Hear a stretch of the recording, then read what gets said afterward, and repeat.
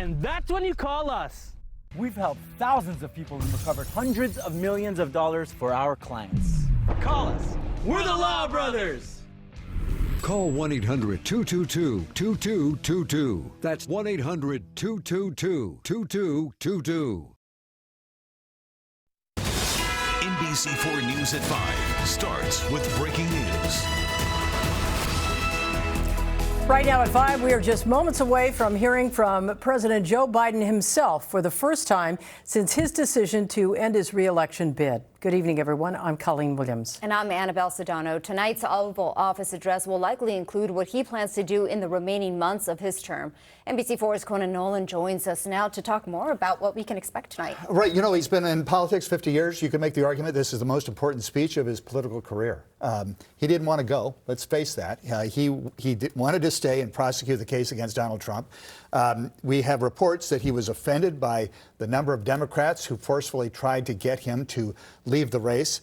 Can't show that anger. And he has to make the argument that, yes, we all know that it was concerns over his mental acuity that had him leave the race. If that's the case, and he's no longer the Democratic nominee for president, why then should he serve as president for the next 6 months? He should make that argument as well. We have some excerpts that says he will talk about passing the torch. This is all about the future, but that's the issue that a lot of people will be watching tonight for. Is he likely to go out and then campaign for Kamala Harris? I would assume so. I mean, he's still the standard bearer of the party at the moment before Kamala Harris is.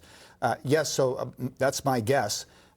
The question is, though, how much of a force do they want him in this race? Because after all, with Kamala Harris now the presumptive nominee, it flips the script on the age issue. And she's able to talk about the future. She's 20 years younger than Donald Trump. So I'm not sure how much they actually want him on the campaign trail. All right, let's switch live to NBC and a special report. The Nation. Here are Lester Holt and Savannah Guthrie.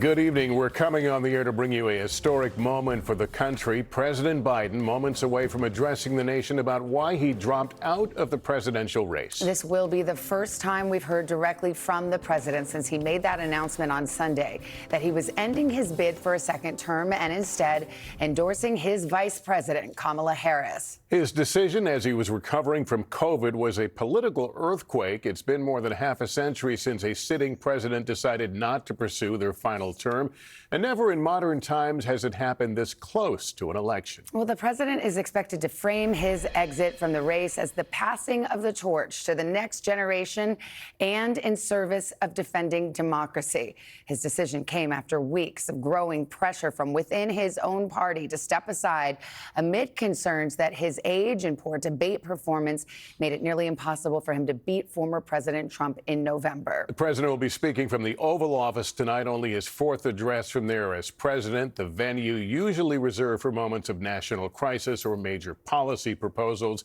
This address will be uniquely personal, however. Yeah, so the president has 6 more months in office. Tonight will likely begin his efforts to shape his legacy. So let's take you to the West Wing of the White House, the Oval Office, and here's President Biden. My fellow Americans, I'm speaking to you tonight from behind the resolute desk in the Oval Office. In this sacred space, I'm surrounded by portraits of extraordinary American presidents. Thomas Jefferson wrote the immortal words that guide this nation. George Washington, who showed us presidents are not kings. Abraham Lincoln, who implored us to reject malice. Franklin Roosevelt, who inspired us to reject fear. I revere this office, but I love my country more.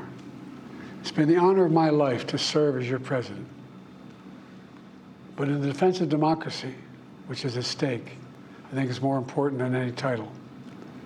I draw strength and I find joy in working for the American people. But this sacred task of perfecting our union is not about me. It's about you, your families, your futures. It's about we, the people. We can never forget that. And I never have. I've made it clear that I believe America is at an inflection point. One of those rare moments in history when the decisions we make now will determine our fate of our nation and the world for decades to come.